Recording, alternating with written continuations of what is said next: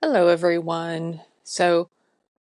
Before we get into it, I am on like day 8 of having adult braces, as I like to call it. The pain is better, although I can hear that my speech is a little bit different. Um, I'm assuming everybody else hears it too, and sometimes I get this weird whistling sound because the air is passing through my braces as I speak. So if you're hearing that, that's what it is. It's just the way it's going to be for the next, I don't know, year and a half. So we will all just have to deal with it. But the pain is better. The rubbing is better. I'm assuming by the time I'm used to all of this, it'll be when they swap out the wire and put a different, longer, stronger one in to keep the movement happening, which is what we want. We want the teeth to go straight, and I just really want my jaw pain to go away. Anyway, so carrying on with the theme I started last week of just looking back at some of the posts I made, most of them being 10 years ago, but I have made posts through every revision surgery I've had and just other things. So I do have a couple posts to read through. 10 years ago, April 22nd, 2015, is when I had my port surgery done. And it was they called it like a minor surgery. Um, Apparently, I thought it was slightly more than minor. I was under complete anesthesia for this.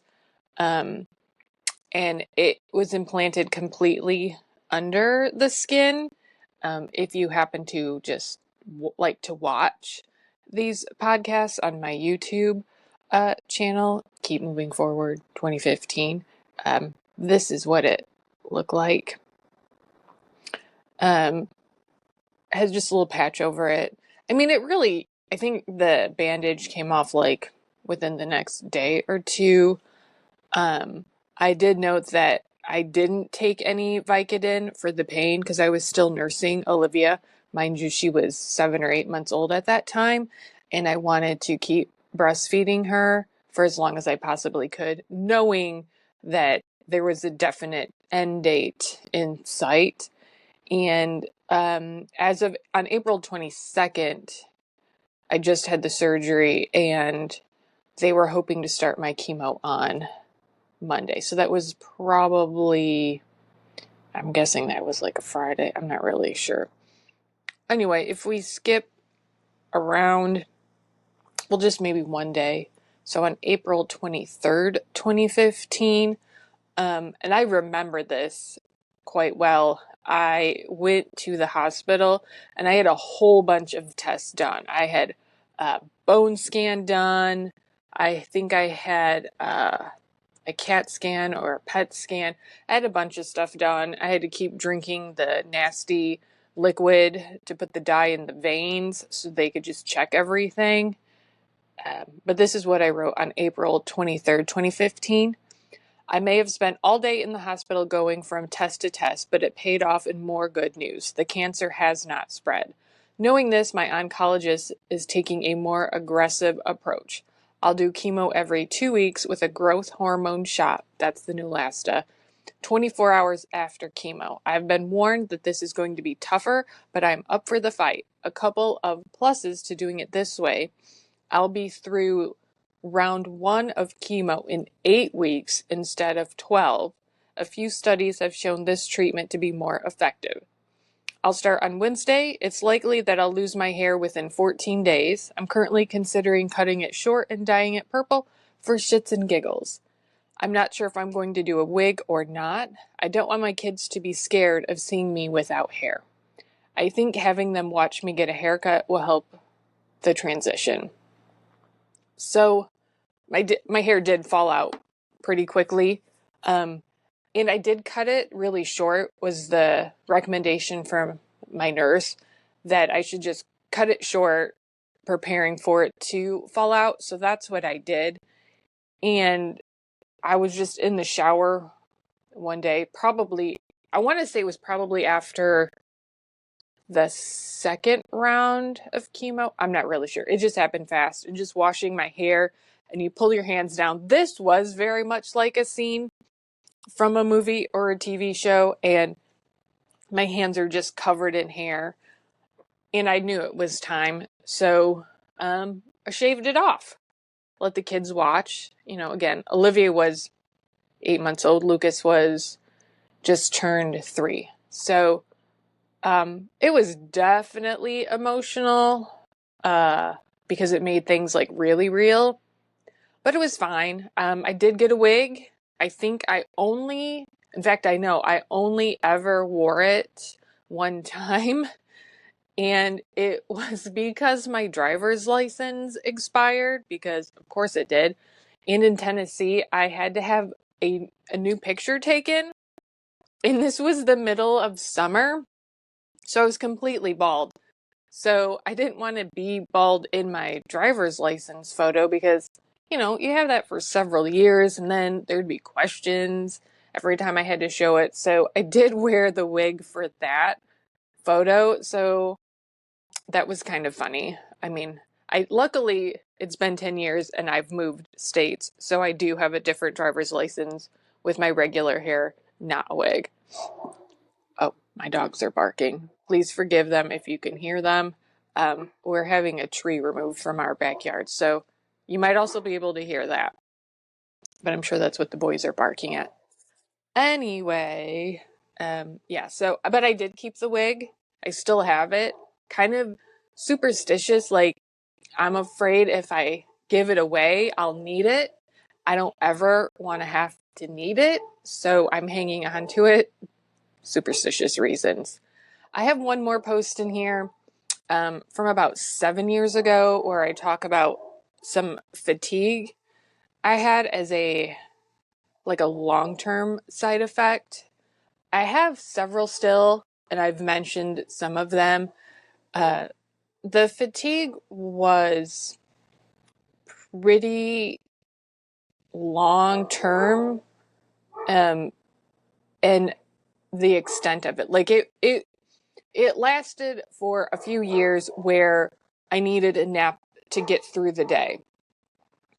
It's actually a lot better now. I don't really notice it unless I'm in a very stressful situation, whether it be like exciting stressful or like stressful. That can take a toll on me. But I'm really glad that that's at least one long-term side effect that has sort of dissipated. There are others that I still have, and I'm assuming I'll continue to have to deal with. It's just the way my life is right now. And yeah. Oh, I do want to go back to the port for just a quick second. Some people have kept theirs in for, a period after they finish treatment. And this might vary on how your treatment goes. So again, triple negative. My treatment was sort of reverse of what a hormone-driven cancer is, where you would typically go through surgery first and have the tumor removed, and then you would start your chemo, your radiation, that treatment plan. For me, we needed to monitor the tumor to see if the chemo regimen was helping, was working. So I didn't go through surgery first. So when I had surgery to remove the tumor and do the double mastectomy simultaneously, they did remove my port then. I was told it was okay to do that.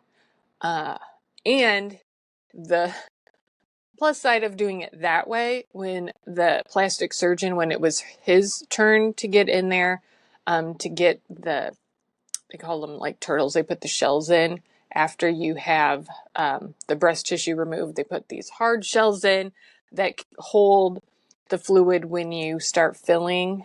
They're expanders essentially to make room for the implants. Anyway, he was like, I'll do a really nice job and you'll have a pretty little scar. I mean, I don't know that it's pretty, but it is pretty faint. I don't think you can even, it's right there. For those of you that are watching, that's my scar. Anyway, back to the port. So some people have it longer. The upside of having the port was, for me, that's where the chemo went in, but also they would have to do blood draws, and it was just easier to get it from the port than having to stick it in my arm.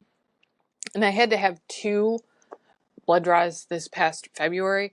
One was just a really expanded panel for my oncologist. He wanted to run more tests than what he normally does. And then I also had the blood drawn a second time for an expanded genetic testing, which we talked about. And I still haven't gotten those results yet. The company, I guess, was really backed up. I do have an appointment on the books, though, to get those results. So hopefully all of that is clean. But I keep going on a tangent here. The port. I wish I would have still had it specifically for those blood draws, because I'm pretty sure I wouldn't have passed out. But anyway, that's that. So I guess we'll just wrap it up for this week, and we'll see what other posts come up. There'll be quite a few because we are moving into when chemo started. So there'll be those posts about the chemo, how I'm feeling, all that good stuff. So we shall address that as they come up. Everybody, have a good day.